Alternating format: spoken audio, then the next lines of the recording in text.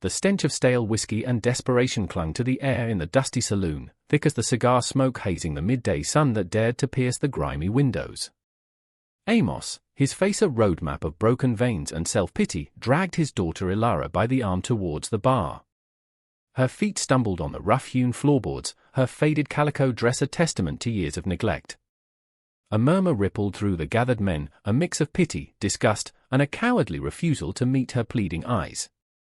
"Another drink for me, and one for my girl," Amos slurred, shoving Ilara forward. The bartender, a man whose face had seen too much and cared too little, merely grunted. Ilara flinched as Amos's grip tightened, his knuckles white. "She's good for it, ain't ya, girl?" He leered, his breath hot and foul against her cheek. "Pretty thing like you can earn her keep." His eyes, bloodshot and mean, scanned the room, looking for a buyer, a taker, someone to shoulder the burden of his latest debt, a debt he intended to pay with her dwindling spirit. Ilara's chin trembled, but her eyes, wide with a fear she fought to conceal, held a spark of defiance that Amos, in his drunken haze, mistook for insolence. "Don't you look at me like that," he snarled, his voice rising. The saloon fell into a deeper, more uncomfortable silence. Men who'd faced down rustlers and braved blizzards suddenly found their boots fascinating, the wood grain of the bar a subject of intense study. He raised a meaty hand, already calloused from labor he now mostly avoided, and the shadow of it fell across Ilara's pale face. She didn't cry out, didn't beg. She simply braced herself, a silent testament to countless brutalities endured. The slap echoed, sharp and ugly, a sound that cut through the pretense of civility. Ilara's head snapped to the side, a crimson mark blooming on her cheek like a poisonous flower. A single tear escaped, tracing a clean path through the dust on her skin. Amos, puffed up by his pathetic display of power, grabbed her hair, yanking her head back. "See? She's compliant. Worth every penny I owe, and then some." He turned to a leering cardsharp at a nearby table. "What d'ya say, Fitch? She's young, strong enough for work." The cardsharp grinned, revealing yellowed teeth, his eyes crawling over Ilara.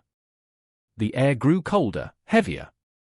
This was not just a father's cruelty, it was a public auction of a human soul, and the bids were silence and complicity. Ilara's gaze, momentarily unfocused from the blow, swept the room one last time, a silent scream for help that found no answer in the averted eyes and stony faces. The town of redemption was living a lie, its name a cruel mockery in the face of such open degradation. Who would stand when all others cowered? The answer, it seemed, was no one. The knot of onlookers, the cowardly crowd, shuffled their feet, their silence a damning verdict. The very dust motes dancing in the sullied sunbeam seemed to accuse them, each particle a witness to their collective failure of nerve. Ilara felt a cold dread seep into her bones, a dread more chilling than any winter wind. It was the dread of abandonment, of being utterly alone in a world that saw her suffering and chose to look away. The saloon, with its rough-hewn walls and grim-faced patrons, became a microcosm of all the cruelty she had ever known, a theater for her despair. Even the air seemed to thicken with her unvoiced plea, a silent scream swallowed by the apathy of the room. She felt her spirit, already so battered, begin to fray, the last vestiges of hope threatening to unravel like a worn thread. Was this to be her fate? To be bartered like chattel, her worth determined by the lustful eyes of men like Fitch, her future dictated by her father's insatiable thirst and moral decay? The thought was a physical blow, almost as stunning as the one that still throbbed on her cheek. Just as Fitch began to rise, a chair scraped near the far wall, a sound magnified in the oppressive quiet. Every head, save Amos's still leering face and Ilara's downcast one, turned. A man sat there, previously unnoticed in the gloom, a half-empty glass of water before him, not whiskey. He was weathered, like an old oak that had seen too many storms, his face etched with lines that spoke of sun and sorrow, not dissipation. His clothes were plain, durable, the attire of a working rancher, but they hung on a frame that hinted at a coiled power. This was Jedediah Stone, a man who kept to himself on his small spread west of town, a man whose past was whispered about but never confirmed, a man whose eyes, now fixed on Amos, held a stillness that was more menacing than any shouted threat. He rose slowly, deliberately, his movements economical, fluid. He wasn't a large man, not in the way Amos was large with bloat, but there was an intensity about him, a focus, that seemed to suck the air from the room. His spurs, plain and unadorned, made no sound on the dusty floorboards as he approached, a ghost of quiet purpose. Amos, finally sensing a shift in the atmosphere, turned, annoyance twisting his features. "What do you want, stranger?" "This ain't your affair." Jedediah stopped a few feet away, his gaze unwavering. It swept over Amos, dismissive, then settled on Elara, a flicker of something unreadable, pain, memory, resolve, in their depths. His voice, when it came, was low, calm, yet it cut through the saloon's fog like a razor. Let the girl go just for words. No threat, no bluster, but they carried the weight of a judge's sentence. Amos scoffed, emboldened by the whiskey and his own perceived authority. "She's my daughter. I'll do with her as I please. Now, mind your own business, farmer, before you get hurt." He gave Elara's hair another vicious tug. Elara winced, but her eyes found Jedediah's, a desperate, silent plea. Jedediah's focus remained on Amos. His hands, calloused and strong, hung loose at his sides. He didn't reach for the Colt Peacemaker holstered low on his hip, he didn't need to. His very presence was a weapon. "I said," Jedediah repeated, his voice dropping even lower, if that were possible, each word a chip of ice. "Let her go." The air crackled. Fitch, the card sharp, had sunk back into his chair, his greasy smile gone. The bartender polished a glass with sudden, intense concentration. Amos, for the first time, felt a prickle of unease. There was something in this stranger's eyes, something ancient and dangerous. But pride, fueled by alcohol, made him stubborn.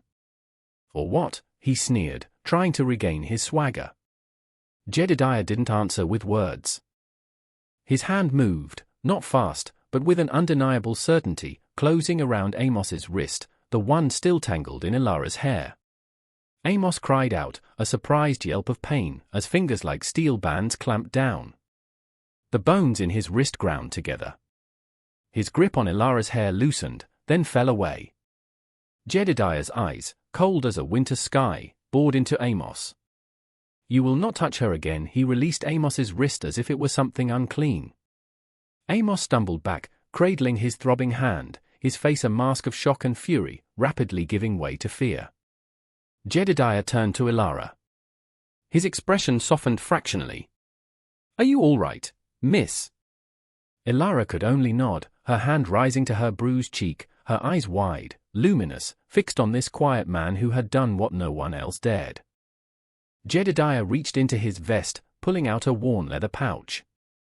He tossed a few coins onto the bar, more than enough to cover Amos's drink and perhaps some of his debt. "For her," he said to the bartender, his voice clear. Then, to Elara, "Come with me, child. You're not safe here." He didn't offer his hand, didn't presume. He simply stated a fact and waited. Elara looked at her father, now whimpering and rubbing his wrist, his bravado utterly deflated. Then she looked back at Jedediah Stone, at the quiet strength in his eyes, and for the first time in what felt like a lifetime, a fragile tendril of hope unfurled within her. She took a hesitant step, then another, towards the man who had spoken for her when she had no voice. The cowardly crowd watched, silent and stunned, as Jedediah Stone led Elara out of the dim, oppressive saloon and into the harsh, unforgiving sunlight of Redemption's Main Street. What had they just witnessed? And what would come next? For a man like Amos, humiliation was a poison, and it was sure to fester. The silence that followed their departure was heavier than before, thick with unspoken shame and a grudging, fearful respect for the stranger. Men who had moments ago found solace in their shared inaction now felt the sting of their cowardice, the quiet power of Jedediah Stone, a stark rebuke to their own moral failings. The coins Jedediah had thrown on the bar gleamed dully in the murky light, a tangible symbol of a transaction that went far beyond mere currency. It was a ransom paid not just for Elara's immediate safety, but against the prevailing apathy of the town. Jedediah led Elara not to his own isolated ranch, not yet, but to the small, clean boarding house run by Martha, a widow whose kindness was as well known as her discretion. Martha, a woman whose face bore the gentle lines of a life lived with empathy, took one look at Ilara's bruised cheek and the terror still clinging to her like a shroud, and then at Jedediah's grim, resolute expression. She asked no questions, merely ushering Ilara inside with soothing words, promising warm water, a soft bed, and a meal. "I'll see she's cared for, Jedediah," Martha said, her gaze meeting his with understanding. "You did a good thing," Jedediah nodded, a curt, almost imperceptible movement. "Keep her safe, Martha." "Her father, he's a mean drunk, most are," Martha replied quietly, a world of sorrow in those two words. As Ilara disappeared into the comforting dimness of the house, Jedediah lingered on the porch. The sun beat down, but he felt a chill that had little to do with the air. He saw not Ilara, but another face, younger, framed by similar dark hair, eyes just as wide, just as innocent, before sickness had stolen their light. Sarah. And his little Lily. The memory was a raw, gaping wound, one that time had scabbed over but never truly healed. A fever, swift and brutal, had claimed them both one terrible winter years ago, leaving him a hollow man, wandering, until he'd settled on his patch of land, seeking solace in toil and isolation. He saw them in every vulnerable creature, every act of senseless cruelty cut him deeper because of them. Protecting Ilara wasn't just an act of kindness, it was a desperate attempt to silence the ghosts that whispered to him in the long, lonely nights, a chance to do for her what he could not do for his own. His hands clenched at his sides, the memory of their small, feverish hands in his still so vivid it made his chest ache. The helplessness he'd felt then was a bitter poison he'd carried for years, a weight that had bowed his shoulders and etched lines of grief around his eyes. In Ilara's plight, he saw a chance, however small, to fight back against that consuming helplessness, to reclaim a piece of the man he'd been before sorrow had hollowed him out. Later that day, Sheriff Brody found Jedediah mending a fence line on his property, the rhythmic strike of hammer on staple a lonely sound in the vast expanse. Brody was a fair man, his badge a heavy weight he carried with integrity, but he knew the limits of the law in a town like Redemption. "Jedediah," he began, hooking a thumb in his gun belt, "heard about the trouble at the saloon." Jedediah didn't stop his work. "Wasn't trouble, Sheriff. Just a man needing to be reminded of his manners." "Amos ain't the type to learn," Brody said, his gaze sweeping the horizon. "He's a cur, but he's got a twisted sense of pride. And some folks in town are whispering. Say you overstepped. Say a man's got a right to his own daughter." Jedediah drove a staple home with a sharp crack. His eyes, when he finally turned them to Brody, were flat. "Some folks got a twisted sense of what's right. That girl was being sold, Sheriff. Or worse, I know, Jed. And I thank you for stepping in where others wouldn't. But Amos is talking big. Says he's gonna get her back. Says you humiliated him." Brody shifted uncomfortably. "He might even try and press charges, though I doubt any judge would hear it favorably for him. But he could make things difficult. For you, and for the girl." "Let him try," Jedediah said, his voice quiet but unyielding. He picked up another staple. The sun glinted off the metal, a tiny, fierce spark. He saw Ilara's face again, the terror, the dawning hope. He'd killed that hope once before, by being helpless. Not again. The memory of his wife's hand, frail and hot in his, of Lily's last shuddering breath, fueled a cold resolve. This was not about pride, or anger. It was about a debt. A debt to the dead, paid to the living. Brody sighed. "Just watch your back, Jed." And hers. "I'll do what I can," but Amos, when he's riled and liquored up. "He's unpredictable." He paused. "Heard you paid off some of his debt at the saloon." Jedediah nodded. "It wasn't for him." "Figured as much," Brody said, a reluctant respect in his eyes. "You carry a heavy load, Stone." Jedediah didn't reply, turning back to his fence. The load was his own, and he'd carry it. He knew Amos would come. Men like him couldn't abide being shown for what they were. The suspense wasn't in if Amos would retaliate, but when and how. Jedediah would be ready. He owed that much to Ilara, and to the ghosts of Sarah and Lily, whose silent urging had pushed him from the shadows of the saloon into the harsh light of confrontation. He looked towards the town, towards Martha's small house. A new, fierce protectiveness had taken root in the barren soil of his heart. It felt dangerously like the pain he'd tried so hard to bury, but this time, it was twinned with purpose. The wind whispered through the tall prairie grass, carrying the scent of dust and distant rain, a mournful sound that echoed the emptiness Jedediah had carried for so long. Yet, now, there was a new note in that wind, a hint of something resilient, something worth defending. It was the faint, almost imperceptible scent of hope, fragile as a newborn colt, but undeniably present. 3 days passed, a deceptive calm settling over redemption. Elara, under Martha's gentle care, began to shed some of her fear. A little color returned to her cheeks, the haunted look in her eyes lessened, replaced by a cautious curiosity. She helped Martha with chores, her movements becoming less furtive, her voice, when she spoke, soft but clear. She asked Martha about Jedediah Stone, and Martha told her what little she knew, a good man, quiet, marked by sorrow. Elara found herself thinking of his eyes, the strange mix of pain and strength she'd seen there. She owed him her safety, perhaps her life. Each small kindness from Martha, each moment of peace, was a balm to her wounded spirit. She found herself noticing the way sunlight patterned the floorboards, the taste of freshly baked bread, the comforting rhythm of darning socks, simple things she'd long been denied or had been too terrified to appreciate. The memory of her father's cruel hand and harsh voice still sent shivers down her spine, but they were no longer all-consuming. A tiny space had been cleared within her, a space where gratitude and a fragile hope could begin to take root. Jedediah, meanwhile, went about his routine, but his senses were heightened. Every snap of a twig, every distant bark of a dog, was noted, assessed. He cleaned his colt with meticulous care, the familiar scent of oil and metal a somber ritual. He knew Amos was stewing, his humiliation festering, likely fueled by more whiskey and the goading of worthless companions. The cowardly crowd that had watched Elara's abuse would now be whispering, speculating, some perhaps even siding with Amos out of fear or a warped sense of patriarchal right.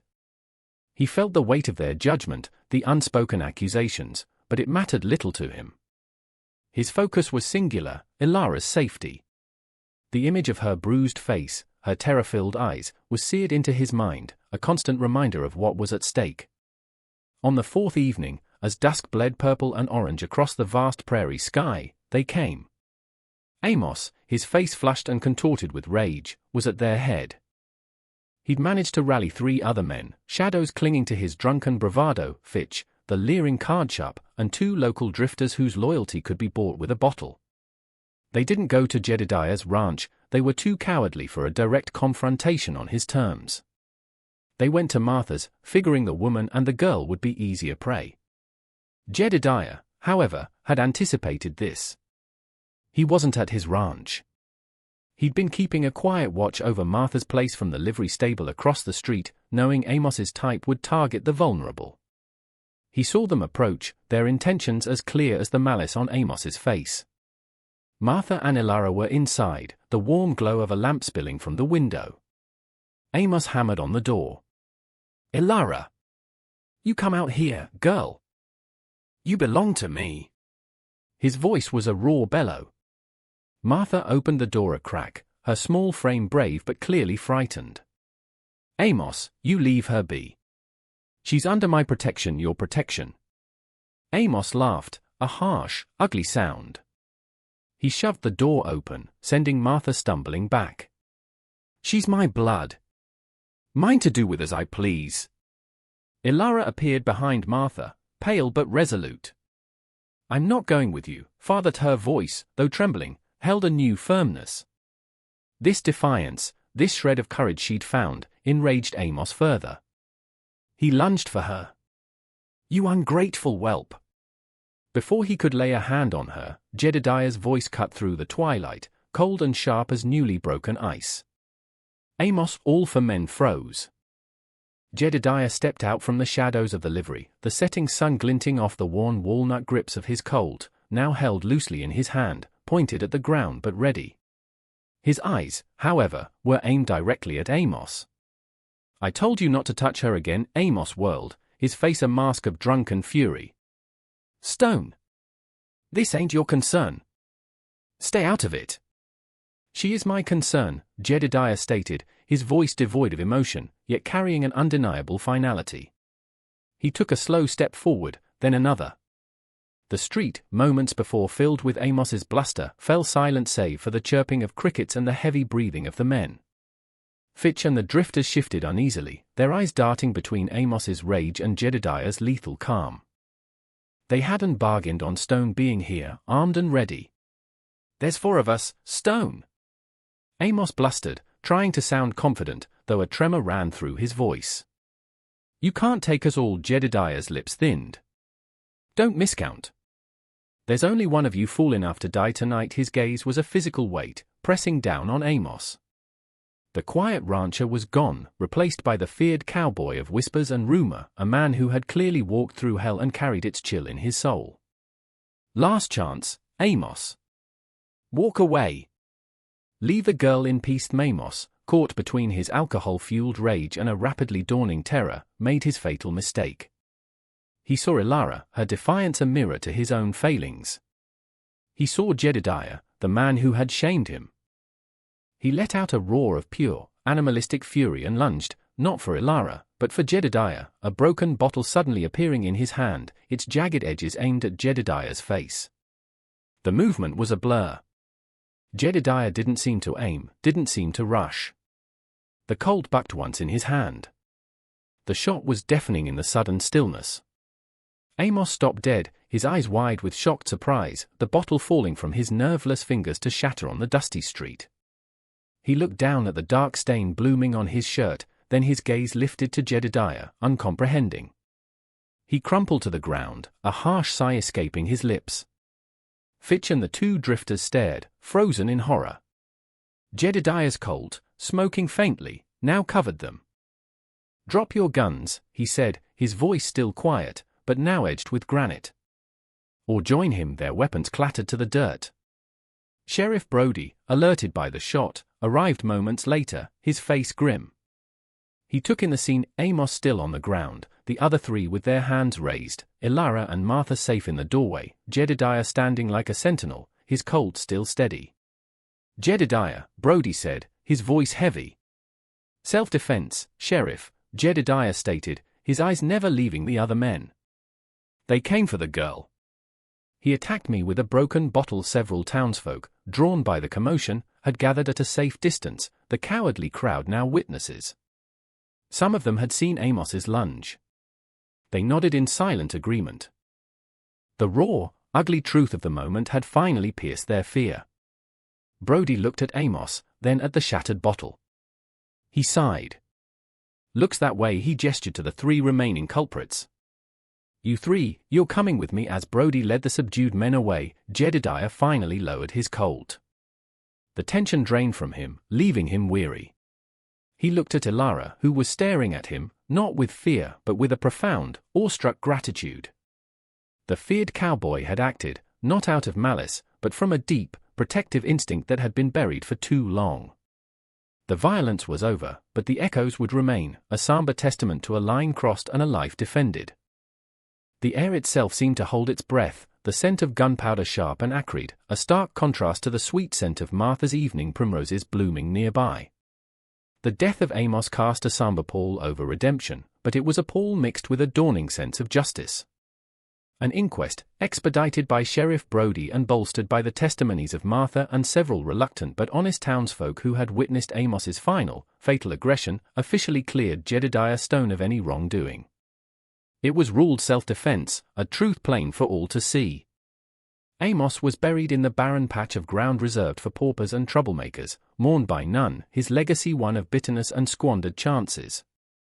Fitch and the drifters, facing charges of assault and threatening behavior, were given stern warnings by a circuit judge and encouraged to seek fortunes far from redemption. They readily agreed, eager to put distance between themselves and the quiet man whose eyes held the chill of the grave. In the quiet aftermath, Ilara found herself in an unfamiliar landscape, one of safety and dawning possibilities. The terror that had been her constant companion began to recede, replaced by a tentative strength. Martha, with her quiet wisdom, offered Ilara a permanent place in her home, a chance to learn a trade, perhaps as a seamstress or assisting in the boarding house. Ilara was grateful, deeply so, for Martha's unwavering kindness. She learned to sleep through the night without fear, to walk down the street without looking over her shoulder. The townsfolk, who had once averted their gaze, now offered hesitant smiles or nods of greeting. They saw her not as Amos's property, but as Ilara, a young woman who had endured much and deserved peace. But Ilara's gaze often drifted towards the west, towards Jedediah Stone's isolated ranch. Jedediah returned to his solitude, but it was different now. The ghosts of Sarah and Lily still whispered, but their voices were softer, mingled with a new, fragile sense of peace.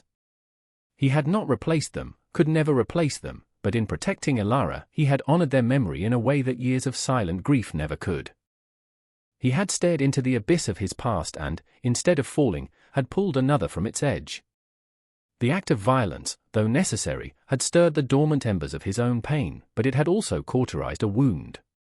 He found that the emptiness within him felt a fraction less cavernous, as if a single candle had been lit in a vast, dark room. One cool autumn morning, Ilara, dressed in a new, sturdy dress Martha had helped her sew, walked the dusty miles to Jedediah's ranch. She found him splitting firewood, the rhythmic thud of the axe a steady heartbeat in the crisp air. He stopped when he saw her, his expression unreadable, but his eyes, she thought, held a flicker of warmth, a softening around the edges that hadn't been there before. "Mr. Stone," she began, her voice a little breathless from the walk and her own nervousness. I came to thank you for everything." Jedediah leaned the axe against the woodpile. "No thanks needed, Ilara. You're safe. That's all that matters." "It's more than that," she insisted, her gaze direct, meeting his without flinching. "You gave me back my life. You showed me that not all men are like him." She gestured vaguely, the unspoken reference to her father hanging in the air. "And you showed this town that one person standing up can make a difference." He looked away, towards the distant, hazy mountains, their peaks dusted with the first hint of snow. "Sometimes a man's gotta do what's right, even if it's hard. Even if it costs him." "I want to repay you," Ilara said, her chin lifting with a familiar spark of determination. "Not with money, I have none. But I can work. I'm strong. I can cook, clean, mend. Perhaps I could help around your ranch? Earn my keep, properly." This time Jedediah turned back, studying her face. He saw not the victim he'd rescued, but a young woman of resilience and quiet dignity. He saw the strength that had been buried beneath layers of abuse, now beginning to bloom like a desert flower after a rare rain. His ranch was a lonely place, filled with the echoes of what he'd lost. Perhaps it didn't have to be quite so empty. The silence stretched between them, comfortable, expectant. "The cabin's small," he said finally, his voice gruff, betraying none of the complex emotion stirring within him. "And the work is hard.